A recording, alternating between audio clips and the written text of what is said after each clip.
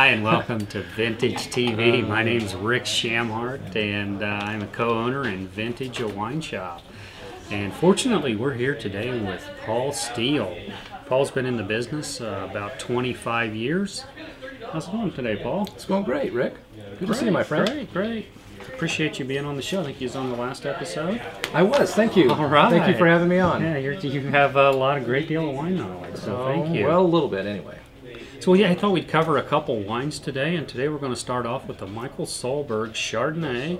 It's designated appellation of California, and just to let everybody know, Michael is a negociant, so he just purchases grapes from various vendors and creates wine. And so we've got his Reserve Chardonnay here today, 2008. I really like this wine. It's just a great value. Extremely well balanced, getting some pear flavors there. Some good apple. Obviously at this price point we're not picking up on a lot of oak. No, not at all. But it's just got great fruit characteristics. No, it's nice and crisp and it's got great flavor. You can get the Chardonnay taste out of it. Alcohol is 13%, so Not it is bad. right in the ballpark there for a great Chardonnay. This is a great everyday drinking kind of wine. It is. You know, You it's just sit home and have some cheese and crackers, sit out on the patio when it's not snowing, and you know, just really enjoy this wine. It's a great $10 Chardonnay, and as I said before, you know, it's just got great fruit characteristics. It really does. And it's, you know, just to explain to everybody, it doesn't have that malolactic fermentation or that creaminess. It's just got It's just fantastic nice and crisp fruit. and good fruit.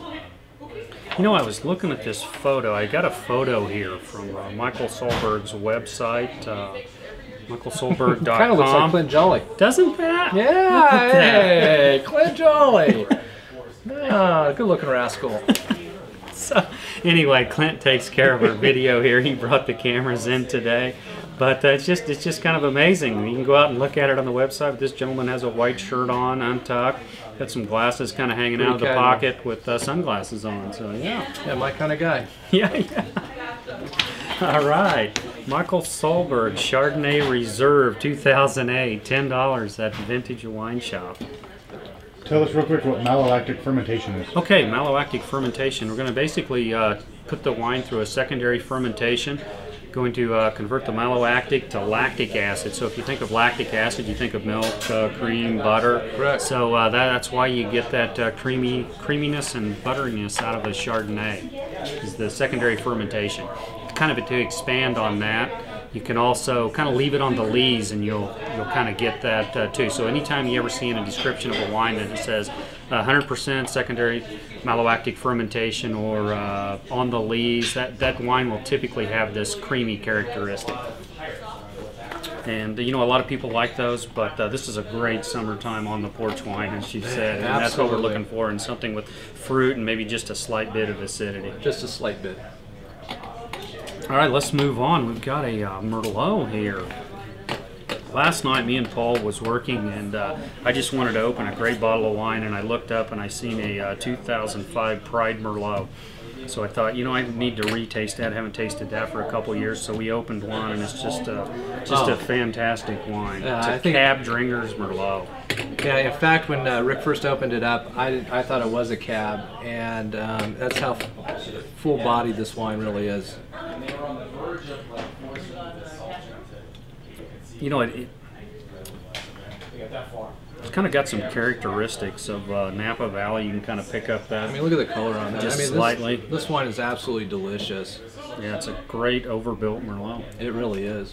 And anyway, this is the Pride Mountain Vineyards 2005. So basically, it has a little bit of age on it, so it's kind of calmed down a little. And the tannins that were in there have kind of calmed down a little. It's really got a lot of fruit coming out. It's 70% fruit from Napa and 30% from Sonoma. And just to talk a little bit about the ratings on this wine, Stephen Tanzer, 91. Wine Advocate, 91. We'll forget those two. And Wine Spectator, 93. So, you know, it's amazing how these ratings are all consistent. 91, 91, 93. They're all in the same ballpark. What a great, well-balanced wine. Yeah, and this is the old Summit Ranch winery. built back in like 1890. And something that you had asked me about last night was the Napa-Sonoma County deal. And I kind of looked that up, and actually the county line runs right through their property up there. And so they're like half their properties in Napa and the other half's in Sonoma. And it runs actually directly through the winery. So kind of interesting information there. Have you been up to the top? No, I haven't. Okay, yeah, I've only been to Keenan Winery up there, and I never did go up to the top. But next time I go to Napa, I want to go all the way to the top. I'm expecting some great views. Yeah, and this wine was handcrafted by Bob Foley. I believe right now they have a new winemaker though, in Sally Johnson. Okay. The wines are fabulous. It's just, this wine is incredible. I wish our audience could be drinking this wine, trying this wine right now, because it's unbelievable. Yeah, you know, a lot of people out there rule out Merlots, but and you know, maybe. And what did you say last night? Not to interrupt you, but what did you say last night about the nuances? I really liked what you said last night. Oh, you know what? I just believe that, you know, we get a lot of Cabernets that are just kind of overbuilt, and they're really strong, and they you know, and they're great wines. But Merlot is it's more elegant, it's more nuanced, and you can really pick up a lot of subtle flavors in them. You can, and it's so well balanced. I mean, it's like velvet. It's just silky velvet going over the palate, and this wine's delicious. Yeah, I've got to take another taste. I'll join you.